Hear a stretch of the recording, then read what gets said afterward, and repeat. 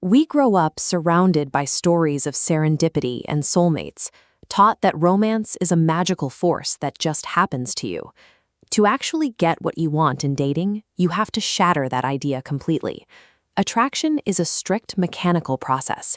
Men and women often approach this process completely differently. In fact, a specific subset of men have turned decoding the opposite sex into a second job. They are known as pickup artists. That term grosses a lot of people out.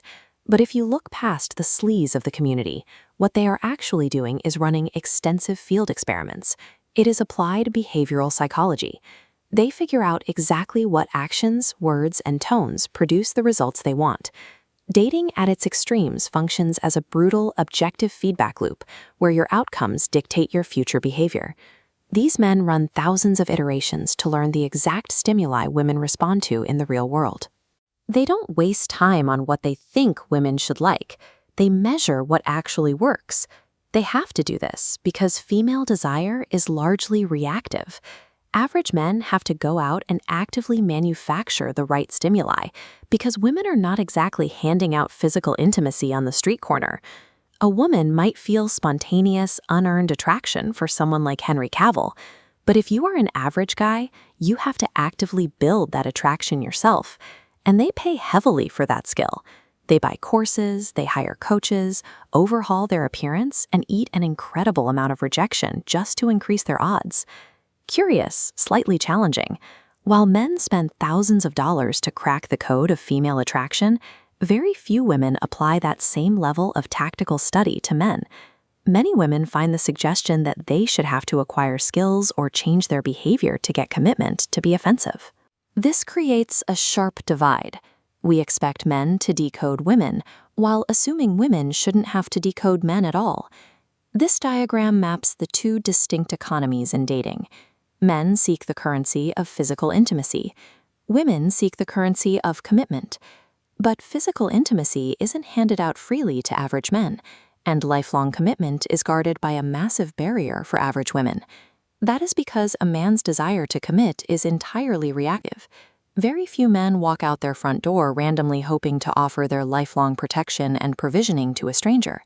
The capacity to commit is latent inside most men. It stays dormant until a woman provides the highly specific behavioral cues required to bring it out of him. Commitment is a highly guarded resource. You cannot sit around and wait for it to arrive. You have to actively extract it. Men are often oversimplified. While sex and a meal won't always win us over, our psychological makeup is far less complex than a woman's. So while you probably do not need a full-blown PhD to figure us out, earning an associate's degree in men is highly recommended. This means intentionally studying exact words, the specific tones of voice, and the precise behaviors that trigger a man's instinct to settle down. Crucially, you have to adapt to what men naturally respond to, rather than demanding they respond to the things you think they should care about. Getting a man to willingly hand over his future requires putting your ego aside and refining your approach until the real-world results prove that it works. When you ignore this behavioral reality, you are left with nothing but empty platitudes. You end up sitting on the couch telling yourself that if it's meant to be, it will just happen. Or you convince yourself that if he loved me, he would try harder, which conveniently removes your responsibility to actually be a stimulus worth his effort. These romantic myths are not harmless coping mechanisms. They are expressions of deep psychological entitlement. Think about a guy who makes absolutely no effort to be attractive, but feels completely owed physical intimacy.